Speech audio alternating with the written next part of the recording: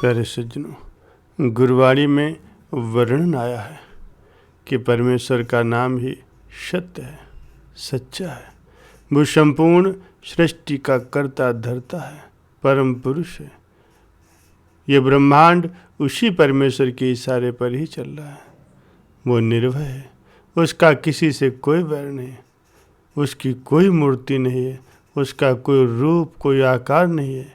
वो अजन्मा है, अर्थात परमात्मा योनि और जन्म मरण से रहित है। उस परमात्मा को पाना गुरु की कृपा पर निर्भर करता है। प्यारे सज्जनों, गुरु नानक देव जी महाराज जी के जन्म की एक घटना है। उनके पिता कालू मेहता थे।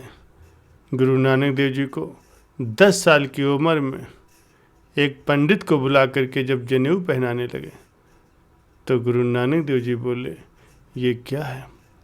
पंडित ने कहा, जनेऊ है। ये हिंदुओं की उच्च जाति होने की निशानी है। जनेऊ धारण करने से आप पवित्र हो जाएंगे और आप संसार में उच्च जाति के हिंदू माने जाएंगे। तब गुरु नानक देव जी बोले, नहीं पंडित जी, ये धागा तो शरीर के साथ ही रह जाएगा। जब अंतिम समय में शरीर जलेगा तो ये धागा भी जल जाएगा। मुझे आप कोई ऐसा धागा या जनेऊ दें जो मरने के बाद भी हर समय मेरे साथ रहे। मुझे जिस जनेऊ की आवश्यकता है उसके लिए दया रूपी कपास होना चाहिए, संतोष रूपी सूत होना चाहिए, संयम की गांठ होनी चाहिए। वो जनेऊ सत्य की पूरक होनी चाहिए। वास्तव में प्रत्येक जीव के लिए यही आध्यात्मिक जनेऊ है। इस जनेऊ को न तो मैल लगता है, न ही वो टूटती है, न ही वो गुम होती है, न ही आग में जलती है। ये जनेऊ आत्मा को परमात्मा से मिलाने में तार का काम करती है। प्यारे सज्जनों, एक जगह पर भगवान जगन्नाथ जी की मूर्ति के आगे कुछ लोग पूजा पाठ और आरती कर रहे थे, लेकिन गुरु नानक देव जी उस आरती से दूर जाकर के बैठ गए। बाद में वहाँ के कार्यकर्ताओं ने उनसे पूछा कि आप आरती में क्यों नहीं बैठे? गुरु नानक देव जी ने उत्तर दिया कि मैं तो एक दूसरी आरती कर रहा था। मैं इस मानव के द्वारा बनाई गई मूर्ति की आरती नहीं करूँगा। गुरु जी ने कहा है कि ये सारा आकाश एक थाल है जिसमें सूर्य और चंद्रमा रूपी दीपक जल रहे हैं। सुगंध वाले फूल और चंदन के वृक्ष आदि धूप और अगरबत्ती के समान है। हवा की लहरें चवर डुला रही और दिन रात ही ये आरती हो रही। ऐसे प्रभु की आरती को इस मूर्ति के सामने की जाने वाली आरती से तुलना नहीं की जा सकती। नानक देव जी का अभिप्राय था कि मूर्ति पूजा से कोई लाभ नहीं। मूर्ति पूजा करने से हमें कुछ नहीं मिलेगा। ये मूर्ति उस अगम अगोचर भगवान की नहीं है जो हमसे कोसों दूर है। इस पत्थर की मूर्ति के आगे माथा रगड़ना महज जंगल में चिल्लाने के जैसा है। गुरु नानक देव जी ने अपने अनुयायियों को वहम, शगुन, अपशगुन, अंधविश्वास के चक्कर में रहना, शादी विवाह या दूसरे शुभ कार्यों का मुहूर्त निकलवाना, जाति पात के चक्कर में फंसना, मूर्ति रखना, पितृ कर्म श्राद्ध आदि करना, राखी बांधना, तिलक लगाना, मौन व्रत रखना, पूजा के नाम पर नंगे या भूखे रहना अथवा नंगे पांव चलना, इस चीज़ के लिए सख्त मना किया। गुरु जी ने आगे सिख समुदाय को आदेश दिया है कि वो कीर्तन करें, नाम जपें, हक हलाल की कमाई खाएं, समाज की सेवा करें, ईश्वर का ध्यान करें और सबको एक नज़र से देखें। मेहनत और ईमानदारी की कमाई करके उसमें से एक हिस्सा ज़रूरतमंदों को दें। स्त्रियों को बराबर का दर्जा दें। ये सभी आदेश गुरु नानक देव जी ने शब्द और कीर्तन के जरिए समय समय पर कहे और इनका गुरबाणी में वर्णन है। प्यारे सज्जनों, बचपन में जब गुरु नानक देव जी स्थानीय पंडित के पास पढ़ाई करने के लिए नहीं गए तो उनके पिता ने उन्हें गाय भैंस चराने के लिए जंगल में भेज दिया। जंगल में जा कर के गाय भैंस चराते चराते उनके जानवर जमींदार राय बुलार जी के खेतों में घुस गए।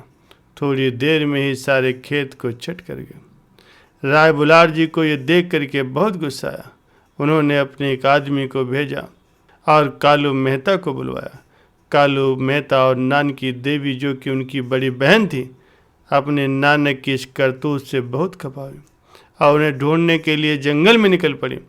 जंगल में जा कर के देखा नानक जी एक पेड़ के सहारे लेटे हुए ध्यान में मगन है और एक काला कोबरा उनके पीछे से आकर के फन फैलाए हुए चेहरे पर छाया किए हुए। जैसे ही कालू मेहता और नानकी वहाँ पहुँची तो सांप अंतर्ध्यान हो गया। घर वालों को उस दिन भी पता लगा कि नानक देव जी दैवी शक्तियों से युक्त हैं और कोई अवतारी संत हैं।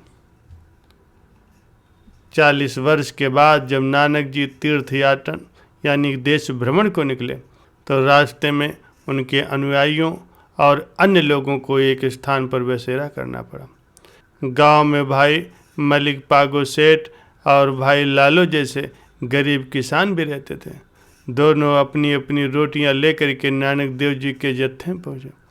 नानक जी ने भाई लालो की रोटियां और साग बड़े प्रेम से खाया और भाई मलिक पागो सेठ की पूरियां और पकवान लौटा दिए। मलिक पागो विक्षिप्त होकर के नानक जी के पास आया और अपने पकवान लौटाने का कारण पूछने लगा।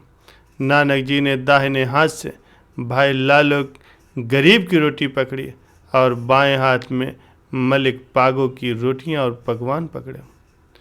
भाई लालो की रोटी से दूध टपकने लगा और सेठ की पूड़ियों से खून की बूंदें गिरने लगी। नानक जी बोले, भाई सेठ जी, मैंने भाई लालो की रोटी इसीलिए खाई क्योंकि ये सत्य की कमाई है। मेहनत मजदूरी करके इसने रोटी की व्यवस्था की, लेकिन आपने लोगों का खून चूसा और आपकी अधिकांश कमाई असत्य की है। देख रहे हो दोनों में कितना फर्क है। इसी कारण से मैंने तुम्हारी रोटी वापस की थी।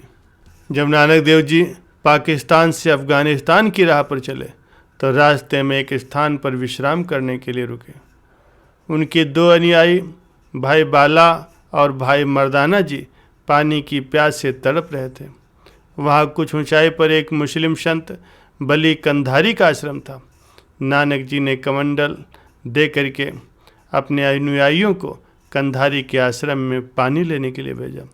कंधारी ने पानी देने से इनकार कर दिया। नानक जी ने कहा, आप फिर जाओ। दोबारा जाने पर कंधारी बोला कि तुम्हारे गुरु में अगर इतनी ही शक्ति है तो वहीं पर पानी क्यों नहीं पैदा कर देते।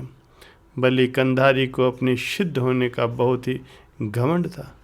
जब दोनों शिष्य वापस आए तो बली कंधारी ने ऊपर से 2-3 भारी शिलाएं नीचे को लुढ़का दी।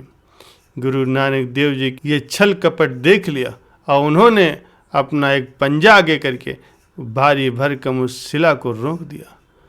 पत्थर जहां उनका पंजा पड़ा वहीं से पानी की धारा फूट गई।